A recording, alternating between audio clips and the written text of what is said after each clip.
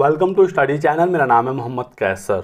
बहुत सारे student BPSC TRE 3 का फॉर्म भरते समय लैंग्वेज और सब्जेक्ट के बीच में कंफ्यूज हैं।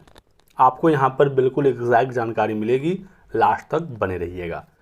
तो जब आप टीआरई 3 का फॉर्म भरते हैं दोस्तों, यदि आप भरना चाहते हैं 1 to 5 या 6 to 8 या 9 10th या 11 12 किसी भी वर्ग के लिए, ठीक है, तो आपसे यहाँ पर सबसे पहले लैंग्वेज के बारे में जानकारी पूछी जाती है।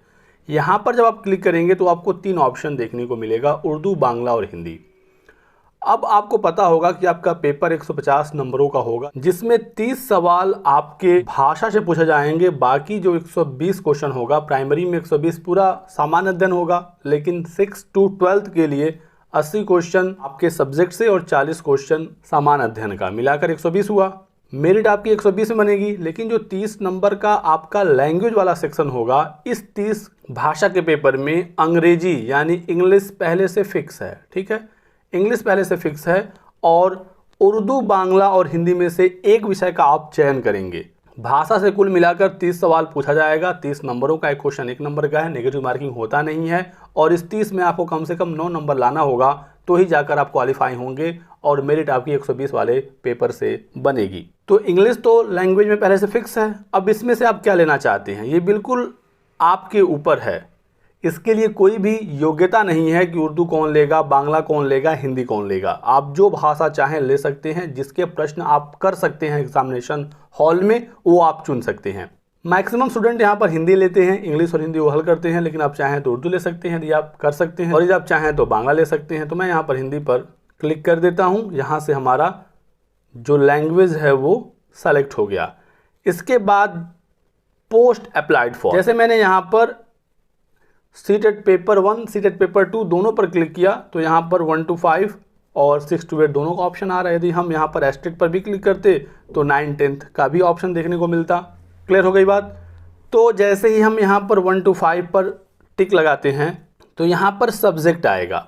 अब 1 to 5 में सब्जेक्ट का मतलब क्या है, तो यहाँ पर उर्दू, बांग्ला या सामान्य। अब यहाँ पर दोस्तों आप अपनी मर्जी से यहाँ पर सब्जेक्ट का चुनाव नहीं कर सकते। आप जिस के लिए एलिजिबल होंगे वही चूज करेंगे, नहीं तो बाद में आपको निकाल दिया जाएगा नौकरी से, ठीक है। तो यदि आप 1 to 5 उर्दू शिक्षक के लिए एलिजिबल हैं तो ही आप उर्दू पर क्लिक करेंगे, तब आप 1 to 5 उर्दू टीचर के लिए नियुक्त होंगे।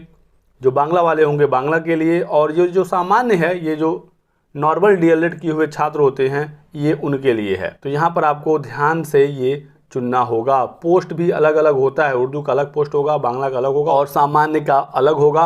अभी वैकेंसी आई नहीं है ऑफिशियल वेबसाइट पर, इस वजह से एग्जैक्टली ये पता नहीं है कि उर्दू के कितने पद हैं 1 to 5 में, बांग्ला के कितने हैं और सामान्य के कितने हैं। ठीक हो गई बात। लेकिन टोटल 28,000 सीट है प्राइमरी में, ये आप समझिएगा।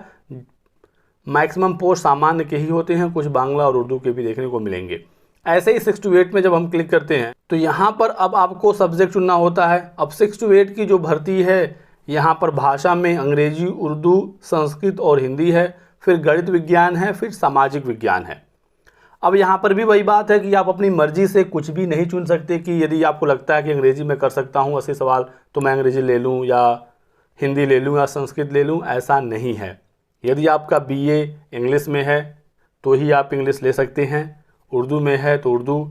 ऐसे ही यदि आपका बीएससी मैथ साइंस से है या बीटेक वगैरह है तो आप मैथ साइंस लेंगे। जिनका बीए में सामाजिक विज्ञान वाले विषय हैं वो एसएसटी से आवेदन करेगा। हिंदी से बीए हिंदी वाले ही आवेदन कर सकते हैं। तो यहाँ पर आप वही चूज करेंगे जिसके लिए आप एलिजिबल हैं। साथ ही साथ गणित विज्ञान के लिए आपके ग्रेजुएशन में गणित विज्ञान तो होना ही चाहिए। सीटेट पेपर 2 में भी जो 60 क्वेश्चन होता है वो गणित विज्ञान वाला होना चाहिए, और सामाजिक अध्ययन के लिए सीटेट पेपर 2 आपका सामाजिक विज्ञान से होना चाहिए, नहीं तो फिर बाद में नियुक्ति होने के बाद भी आपको निकाल दिया जाएगा। हालांकि ये बाध्यता भाषा के साथ नहीं है। भाषा आपका सीटेट में कुछ भी हो सकता है, भाषा आपका बस देखा जाएगा ग्रेजुएशन में आपका था या नहीं। लेकिन गणित विज्ञान और सामाजिक विज्ञान के लिए सीटेट पेपर 2 में वही सेम होना चाहिए। तो ये बात आप समझिएगा, नहीं तो बाद में बहुत बड़ी समस्या देखने को मिलेगी। ऐसे मैं आपको बता दूं एस्टेट का भी, जैसे मैं एस्टेट पेपर 1 पर क्लिक करता हूं 9 10th के लिए, तो जो लैंग्वेज आपने यहाँ पर एक बार चूज कर दिया, ये सबके लिए रहेगा, अलग अलग आप लैंग्वेज चूज नहीं कर सकते, ठीक है।